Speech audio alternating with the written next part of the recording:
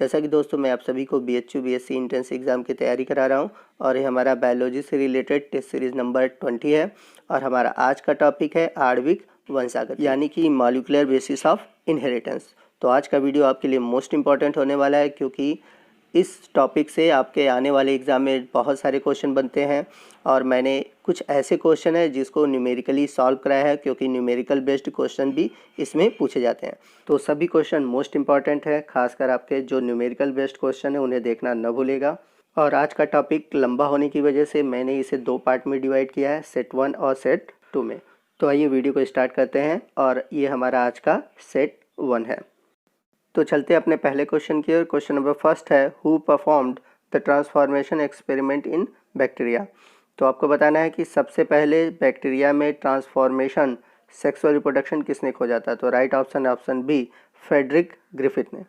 Question number 2 है, transforming substance in Griffiths experiment was DNA, it was discovered by. तो Griffith के experiment के बाद ये पता चला कि जो ट्रांसफॉर्मिंग सबस्टेंस है वो है डीएनए। तो ये किसने पता लगाया, मतलब कि ये किसने पता लगाया कि ग्रिफिथ के एक्सपेरिमेंट में ट्रांसफॉर्मिंग सबस्टेंस डीएनए है।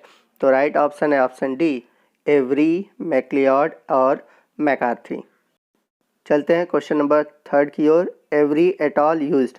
तो एवरी, मैक्लियोड और मैकार्थी ने अपने एक्सपेरिमेंट में क्या यूज़ किया था। तो उन्होंने अपने एक्सपेरिमेंट में डीएनएज, आरएनएज, प्रोटीएज इन सभी एंजाइम का उपयोग किया था, इसलिए यहाँ पर आपका राइट ऑप्शन है option D, all of these. चलते हैं अगले क्वेश्चन की ओर। क्वेश्चन नंबर 4 है, the hereditary material DNA present in bacterium E coli is. यहाँ पर आपको ये बताना है कि ई कोलाई बैक्टीरिया जो है उसमें हेरिडेटरी मटेरियल यानी कि डीएनए किस प्रकार का होता है। तो आपका राइट ऑप्शन है option D, double standard circular. आइए चलते हैं अगले क्वेश्चन की ओर। क्वेश्चन नंबर 5 है, a nucleoside differ from nucleotide is not having. तो आपको बताना है कि एक न्यूक्लियोसाइड एक न्यूक्लियोटाइड से किस आधार पर अलग होता है, यानी कि न्यूक्लियोसाइड में क्या चीज़ नहीं पाई जाती जिससे कि वो न्यूक्लियोटाइड से अलग होता है। तो आपका राइट ऑप्शन है ऑप्शन बी, फॉस्फेट। तो जो न्यूक्लियोसाइड होते हैं उनमें फॉस्फेट ग्रुप नहीं पाई जाती। चलते हैं अगले क्वेश्चन की ओर। क्वेश्चन नंबर 6 है, similarity between DNA and RNA. तो आपको बताना है कि डीएनए और आरएनए में क्या समानता है। तो यहाँ पर आपके ऑप्शन है option A, both have similar sugar. ये गलत है क्योंकि जो डीएनए होता है उसमें डीऑक्सीराइबोस शुगर होता है और आरएनए में राइबोस शुगर होता है।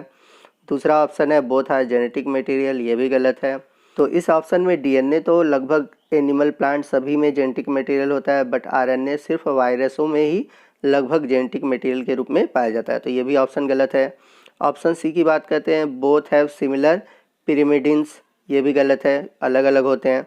और ऑप्शन डी है, both are polymer of nucleotides. तो ये ऑप्शन सही है क्योंकि अनेक न्यूक्लियोटाइड के पॉलीमर से ही बनता है डीएनए और आरएनए।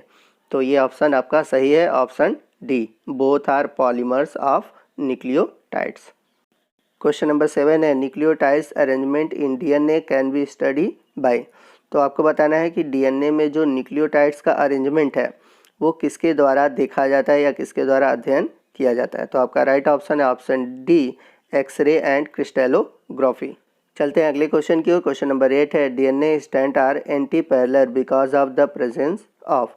तो आपको बताना है कि डीएनए के जो स्ट्रैंड होते हैं वो एक दूसरे के एंटी पैरेलल होते हैं। तो किसकी उपस्थिति के कारण ये एक दूसरे के एंटी पैरेलल होते हैं। तो आपका राइट ऑप्शन है ऑप्शन बी, हाइड्रोजन बॉन्ड।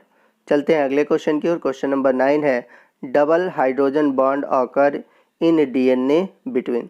तो आपको बताना है कि डबल हाइड्रोजन बॉन्ड डीएनए में किसके किसके बीच पाया जाता है। तो आपका राइट आंसर है option A, adenine and thymine. तो एडेनिन और थायमिन के बीच डबल हाइड्रोजन बॉन्ड पाया जाता है, लेकिन मैक्सिमम क्वेश्चन ट्रिपल हाइड्रोजन का पूछा जाता है जो कि ग्वानिन और साइटोसिन के बीच पाया जाता है। तो आप ये भी पॉइंट याद रखिएगा कि ग्वानिन और साइटोसिन के बीच ट्रिपल हाइड्रोजन बॉन्ड पाए जाते हैं। ये भी मोस्ट इंपॉर्टेंट क्वेश्चन है। आइए चलते हैं अगले क्वेश्चन की ओर। क्वेश्चन नंबर 10 है, the acidic characters of DNA and RNA are D2। तो आपको बताना है कि डीएनए और आरएनए का जो एसिडिक कैरेक्टर होता है वो किसके कारण होता है। तो आपका राइट ऑप्शन है ऑप्शन डी, फास्फोरिक ग्रुप। तो फास्फोरिक ग्रुप के कारण ही जो डीएनए और आरएनए होते हैं वो एसिडिक नेचर के होते हैं। तो इसे याद रखिएगा, ये भी क्वेश्चन मोस्ट इंपॉर्टेंट है। चलते हैं अगले क्वेश्चन की। क्वेश्चन नंबर 11 है the rule that in a DNA adenine equal to T and guanine equal to C is known as.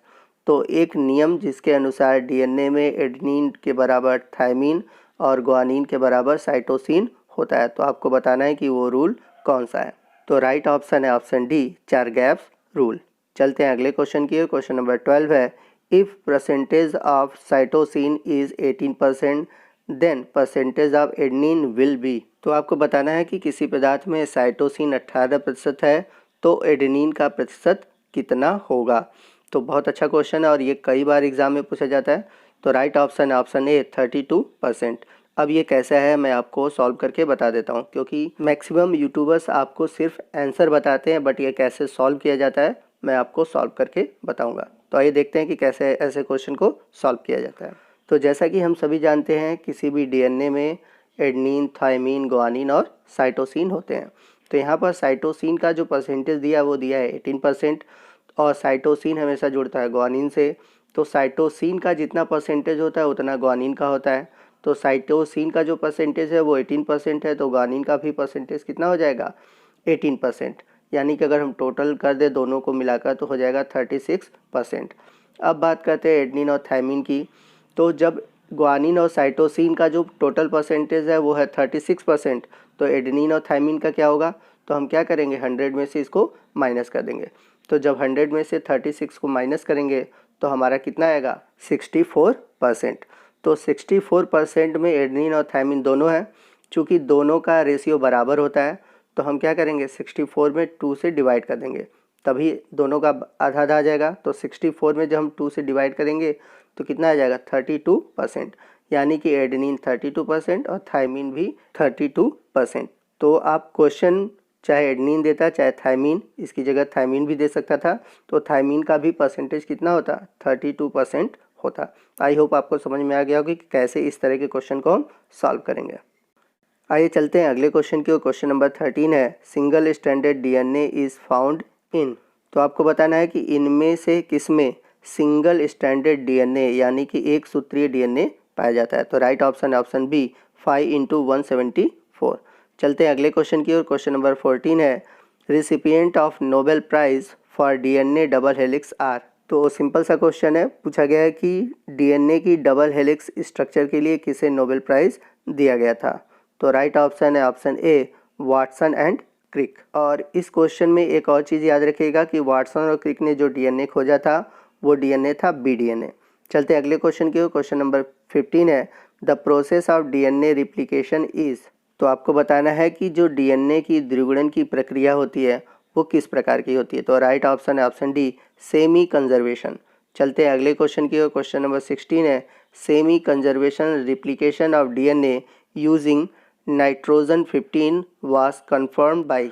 Nitrogen 15 का उपयोग करके किन वैज्ञानिकों ने यह सिद्ध किया कि डीएनए का कंजर्वेशन सेमी कंजर्वेशन होता है। तो राइट ऑप्शन है ऑप्शन डी, मिशेल्सन एंड स्टॉल। बढ़ते हैं अगले क्वेश्चन की ओर। क्वेश्चन नंबर 17 है the direction of DNA replication is from.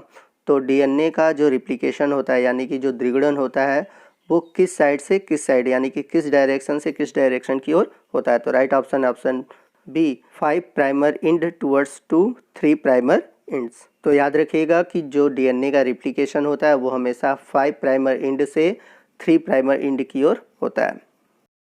आइए चलते हैं अगले क्वेश्चन की ओर। क्वेश्चन नंबर 18 है Okazaki fragments are synthesize on. तो आपने डीएनए रिप्लिकेशन पढ़ा होगा तो उसमें देखा होगा कि जो ओकाजाकी फ्रेगमेंट होते हैं वो किस स्टैंड पर बनते हैं। तो आपको यहाँ पर बताना है कि ओकाजाकी के जो छोटे छोटे फ्रेगमेंट्स होते हैं वो किस स्टैंड पे बनते हैं। तो राइट ऑप्शन है आपका ऑप्शन सी, लैगिंग स्ट्रैंड। तो याद रखिएगा कि ओकाजाकी फ्रेगमेंट का फॉर्मेशन लैगिंग स्ट्रैंड पर होता है। आइए चलते हैं अगले क्वेश्चन की ओर। क्वेश्चन नंबर 19 है Okazaki fragments are joint in a correct sequence by. तो आपसे पूछ रहा है कि जो ओकाजाकी फ्रेगमेंट होते हैं वो अपने करेंट सीक्वेंस में किसके थ्रू जुड़ते हैं। तो आपका राइट ऑप्शन है ऑप्शन सी, डीएनए लाइगेज। और यहाँ पर एक इम्पॉर्टेंट चीज़ मैं और बता दे रहा हूँ, कभी भी कोई डीएनए आपस में जुड़ता है तो वहाँ पर डीएनए लाइगेज ही होता है। तो आप इस पॉइंट को याद रखिएगा। आइए चलते हैं अगले क्वेश्चन की ओर। क्वेश्चन नंबर 20 है who was awarded Nobel prize for in vitro synthesis of RNA in 1959। तो आपको बताना है विट्रो सिंथेसिस के थ्रू आरएनए के फॉर्मेशन के लिए किसे 1959 में नोबेल पुरस्कार मिला था। तो आपका राइट ऑप्शन है option A, Severo Ochoa. Right option A. तो आज का आपका स्कोर कितना रहा आप नीचे कमेंट बॉक्स में हमें ज़रूर बताइएगा। वीडियो को लाइक और शेयर करना न भूलिएगा। बने रहिए हमारे चैनल के साथ। मिलते हैं नेक्स्ट वीडियो में, तब तक के लिए जय हिंद, जय भारत।